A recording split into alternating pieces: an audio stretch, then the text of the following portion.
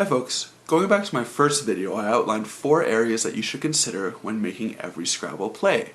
These were offense, defense, leave, and board management. We covered the leave in the 3rd video, and will now cover the relatively easy topic of offense. The amount of points you can score in a turn is dependent on 4 things: the amount of tiles that you play, the value of those tiles, the parallelism of your play, and the bonus squares that you play on. A play with a good level of one of these isn't going to make a very good move, but combining 2, 3, or even 4 of these into a single play will result in a very good offense. Your opponent has opened with Fakir in the best position, although leaving the I next to the double letter score. There are no 8-letter bingos through Fakir. Here, many people would start looking for words on their rack, but without many options on the board, this is often a roundabout approach. You could eventually find Khalif, then identify these positions, here and here, to play it for mediocre points. Instead, you should start by looking for the parallel play. Right away, you will match the I with Q for chi, and F with I for if. Already, you have a decent play of if for 29 points, using a high point tile on a bonus square with parallelism.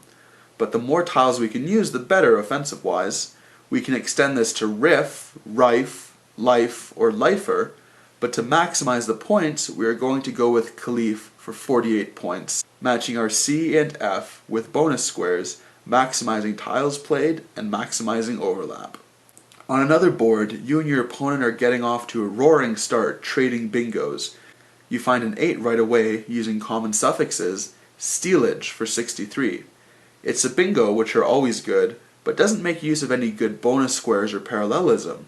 Eventually you remember all of the 7s that this rack holds: gelates, legates, and telegas. You can start to overlap these. Here, legates gives 67 points, which is 4 more than stealage, but legates and gelates can also be played to form 5 2-letter words for 74 points.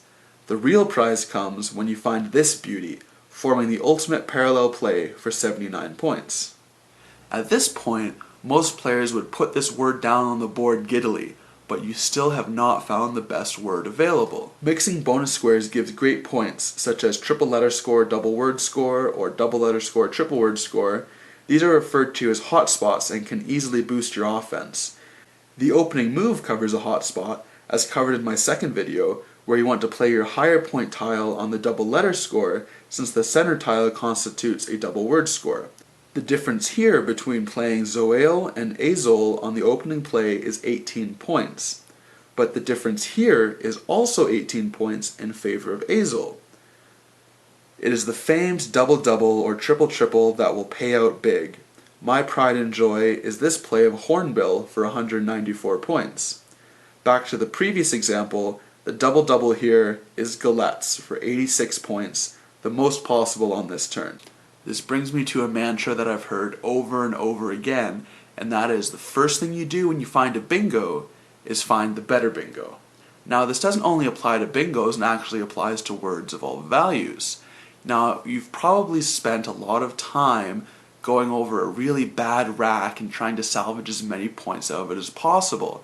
And in doing so, you might be able to play a 15-point word instead of a 12-point word and waste a lot of time in doing so. Instead, you should apply that logic to all of your plays. You might be able to find a really good place to play Zoea, that's 42 points, and totally miss out on something that you could have found with only 30 more seconds that's going to be 55 points. Now, that's not a 3-point advantage, that's a 13-point advantage. So even if you have a good play, always strive to look for the better play. So that's offense in all of its simplicity. See you in the next video.